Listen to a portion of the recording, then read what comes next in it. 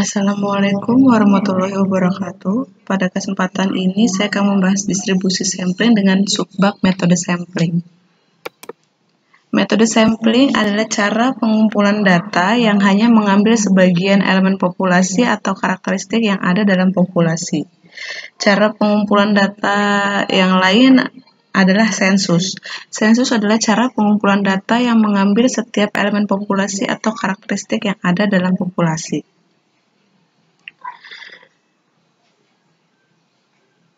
Untuk sesuatu hal, maka sensus dilaksanakan, tapi karena sesuatu hal pula, mungkin sensus tidak dapat dilaksanakan dan kemudian dipilih sampling. Alasan-alasan dipilihnya sampling antara lain, yang pertama adalah objek penelitian yang homogen. Dalam menghadapi objek penelitian yang homogen atau 100% sama, sensus tidak perlu dilaksanakan, cukup hanya dengan melakukan sampling untuk memperoleh data yang diperlukan. Contoh, objek yang bersifat homogen, contohnya adalah darah dalam tubuh seseorang atau kadar garam dari air laut. Lalu yang kedua, objek penelitian yang mudah rusak. Dalam menghadapi objek penelitian yang mudah rusak, sensus tidak mungkin dilakukan sebab akan merusak objek yang akan diteliti. Contohnya, penelitian mengenai rasa jeruk tidak mungkin dilakukan dengan mencicipi satu persatu jeruk satu kebun. Yang ketiga, penghematan biaya dan waktu. Biaya yang dikeluarkan untuk melakukan sensus jauh lebih besar dibandingkan dengan sampling, sehingga penggunaan sensus banyak menimbulkan pemborosan, sedangkan penggunaan sampling lebih efisien. Hal ini disebabkan pada sensus objek yang diteliti jauh lebih banyak dibandingkan objek yang akan diteliti pada sampling. Demikian pula halnya dengan waktu. Waktu yang digunakan untuk melakukan sensus lebih lama jika dibandingkan dengan waktu yang digunakan untuk melakukan sampling.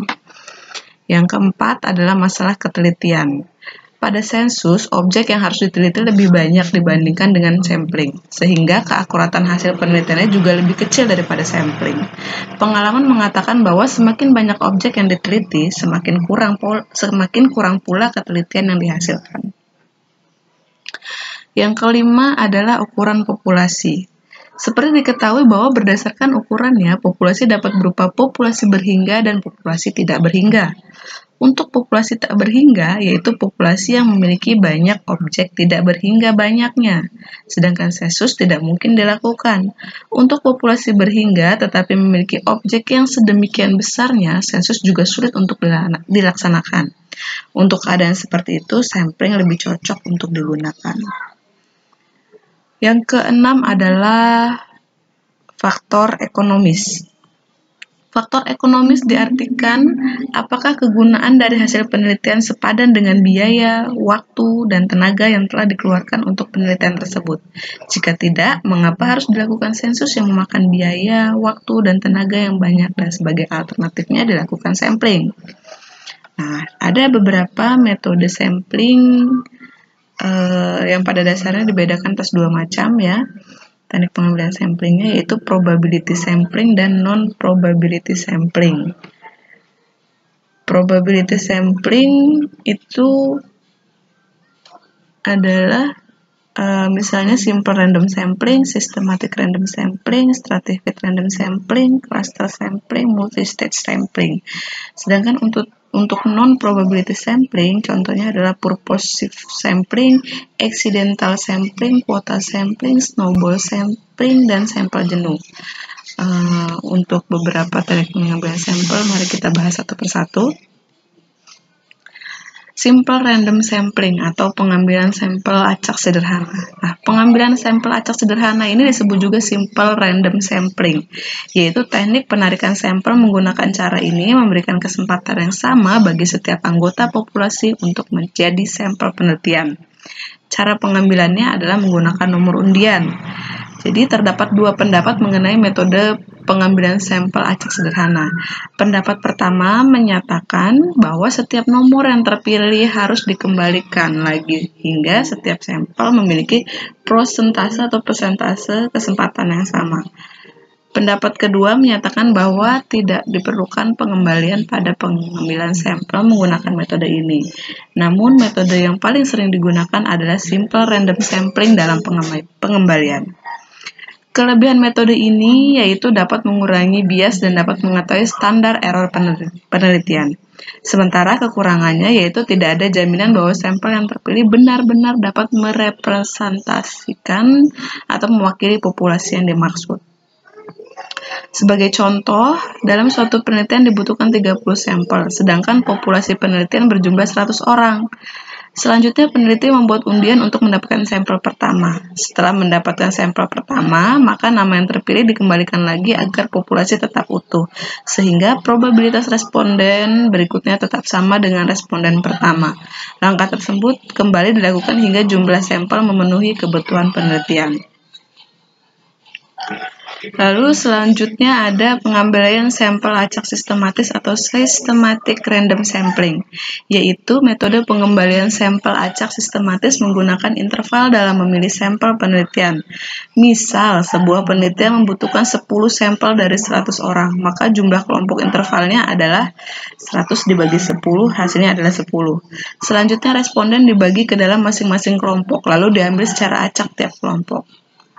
Contohnya yaitu pengambilan sampel pada setiap orang ke-10 yang datang ke puskesmas. Jadi setiap orang yang datang di urutan 10, 20, 30, dan seterusnya, maka itulah yang akan dijadikan sampel penelitian.